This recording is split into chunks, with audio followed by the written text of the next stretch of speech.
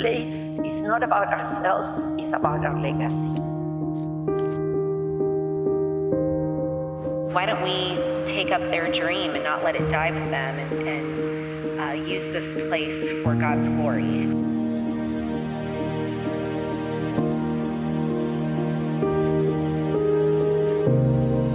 My name is Will Cravens.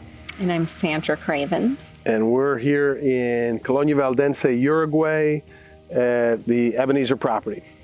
So why Uruguay? Well, where even is Uruguay? It's in the bottom of South America. Feels like an eternity to get here. Why would we be here? Well, the reason that we come here is because my grandparents were from here, and the Lord placed it on their hearts to have a property that they could use for kingdom work. And my grandfather called this place Ebenezer, which means thus far the Lord has brought us.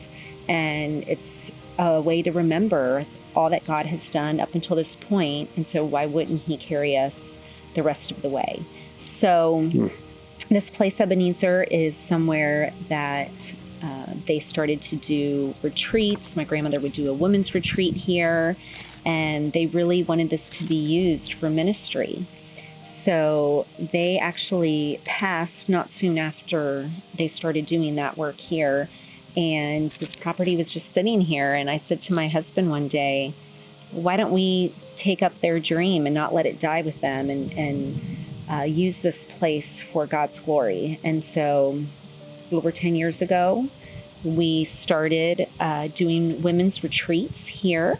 I felt that even though we weren't called to live here, that we could do something with what he had given us, and felt a real burden to support those who are doing ministry here, who are serving, whether they're missionaries, whether they're church workers, working in the community. The property is beautiful, the place that people come to. We hope that they get a break. I was actually a missionary for a number of years in England, and I realized that ministry is hard work, and you don't always go to it's not always easy it's not always easy to find a safe place where you can share openly and honestly what you struggle with within your own mission organization or church necessarily if you're in leadership. So we like this to be that place, a safe place for people to come.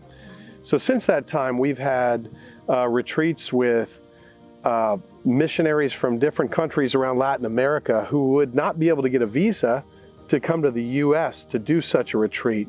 But here in Uruguay, it was possible.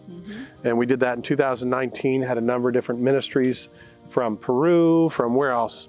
Puerto Rico? El Salvador, Chile. We've had some come from the Dominican Republic. It was really amazing to use this place as a magnet. So not just for the women's retreat, it grew past that. We had a group of students in Italy from a public school that said they want to do language camp, Spanish language camp. So we invited them here, and we did a character camp every night and shared the gospel. And that was, what do you remember about that? You know, I think just to see these kids so hungry to want to learn more. I mean, they would just run up to the club room and couldn't wait for Will to continue sharing. And just to see their excitement, it made all the long nights and the hard work worth it. Yeah, a lot of what we did, we hadn't pre-planned this stuff. It just felt like God dropped stuff in order. In fact, it was a teacher in Italy that asked to do that. One of the girls got a tattoo on the back of her arm of the coordinates of right here and said, "This place changed my life." So much that her tattoo is the longitude, latitude of this camp, Ebenezer. Kind of unbelievable. And then we had a teacher here, Sylvia, and her husband who teach English. And they said, what if we did something similar? Because they were aware of what we did with the Italians. So last year they brought over 30 students from Uruguay to learn English, and we did the same thing. Hello, my name is Sylvia. He's Mark. We are teachers.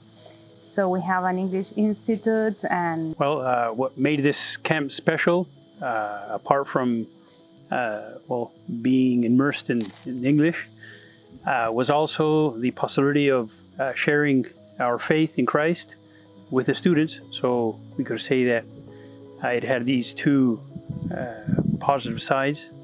We had the kids practicing English, and above all, also hearing the message of Jesus Christ.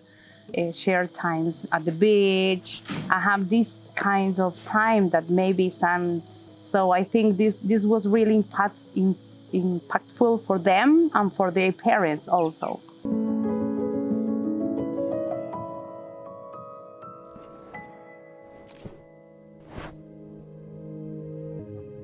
Well, both of us are from Canada, so born and raised in Canada, but we came quite young, just after we were married, to Uruguay. 50 years ago. So that Yes. means we're old. So we came as missionaries to establish churches in the area, and so God has allowed us to do that for the past 50 years. About over 10 years ago that Sandra got in touch with us about having a ladies retreat. Was the English speaking, actually, missionary ladies. And of course we didn't know who Sandra was, but we came. I invited the people that I knew, and we came the first time not really knowing sort of who we were going to meet or what was going to be happening, but it was truly a blessing, and it was so nice to meet other English-speaking missionaries that we didn't even know were in the country. You know, we're in the interior of the country, so sometimes we don't get to meet other missionaries in the capital city, so it was just terrific. Sandra gave us little stones, and each of us had a special verse, and mine was, "Be still and know that I'm God." And I found that this is a place that I've been able to come to, being still and listen to what God has to say, and sitting with you and praying for you. And, well, everything's special. And I mean, well, we even get to go shopping free. So that's always a fun time. Well, it's been varied down through the years, from coming to enjoy a restful time apart, and other times to come and help do things around the place. And I enjoy both, really. Perhaps this is the first time I've really come to not do anything. That's kind of nice. So, you know, that's something I didn't say. yeah. It was nice to sit down, not have to think, oh, what am I going to cook for lunch, for supper? Right, or in my case, I have to speak in half an hour. I have to so it's great to come with this mentality to be ministered to, and not always ministering to someone else. I am Lily Jordan de Hidalgo. I grew up occasionally in this place called Colonia Valdense in Uruguay. My dad was born here. The Colonia Valdense was founded by the Waldensian immigrants that came from Italy, looking for freedom of religion and prosperity in the 1800s.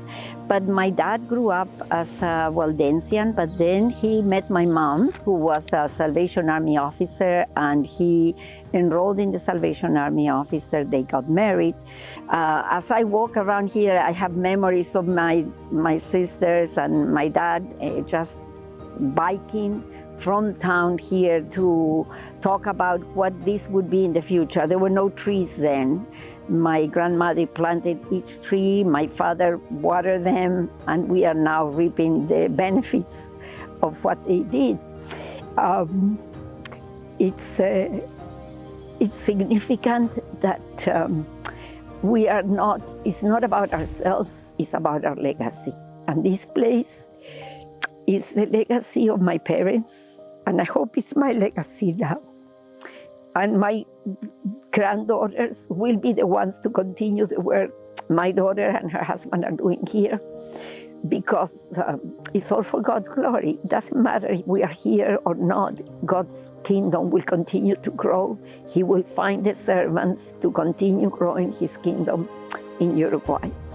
So as we continue the next 10 years, celebrating again what we will be doing here, I hope you become part of it and that you join us in prayer, in support, in coming. When you come here, this place can change you because it's a testimony of God's great faithfulness. He is truthful to His promises. He promised that He will be faithful to the righteous that are faithful to Him for 1,000 generations. So I have a lot more generations to see in the future because of His great love for us and mercy. I hope you join us one day too.